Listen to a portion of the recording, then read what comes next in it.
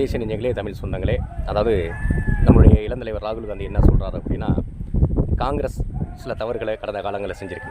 அந்த தவறுகள் நீக்கப்பட வேண்டியது தான். நான் அந்த இயக்கத்துக்குள்ளே இருந்து தான் சொல்கிறேன். அந்த தவறுகளை மெல்ல மெல்ல சரி செய்து கொண்டு இது வலிமையான ஒரு மக்கள் இயக்கமாக மாறும்னு சொல்லியிருக்காரு. அதே மாதிரி தான் பார்த்திங்கன்னா, இன்றைக்கி மோடி அமித்ஷாவுக்கும் இன்றைக்கி ஒரு எச்சரிக்கை விடுத்திருக்காரு. என்னென்னா, 2024 பாராளுமன்ற தேர்தலில் பிஜேபி தோற்கடிக்கிறது மட்டும் முக்கியம் இல்லை, அதன் அடிப்படை ஆணிவேராக இருக்கக்கூடிய சித்தாந்தமான ஆர்எஸ்எஸை ஒழித்தெடுக்கணும்னு சொல்லியிருக்காரு. உண்மைதான். சனாதனத்தையும் வகுப்புவாதத்தையும் அழித்தெடுத்து தான் ஆகணும். ஏன்னா அவங்க ஒவ்வொரு நாட்டிலையும் மதவெறி, ஜாதி வெறி, அது மட்டும் இல்லாமல் நிறவெறி, இனவெறி, அது இல்லாமல் பார்த்திங்கன்னா ஒவ்வொரு காரணக்காகவும் மனிதனுடைய வாழ்க்கையில் வலியை ஏற்படுத்தக்கூடியவங்களுக்கு வலியை கொடுக்கக்கூடியதாக காங்கிரஸ் இருக்குது. ஆமாம், மிகப்பெரிய ஒரு மாற்றத்தை எதிர்நோக்கி நம்ம காத்திருக்கிறோம். ஜூன் 4 அந்த மாற்றத்திற்கான ஒரு முன்னோட்டமாக இருக்கும். இளந்தலைவர் ராகுல் காந்தி நம்முடைய இந்திய நாட்டினுடைய அரியணையில் பிரதமராக அமர்ந்ததுக்கப்புறம் இந்த நாடு வல்லரசாக மட்டுமில்லை,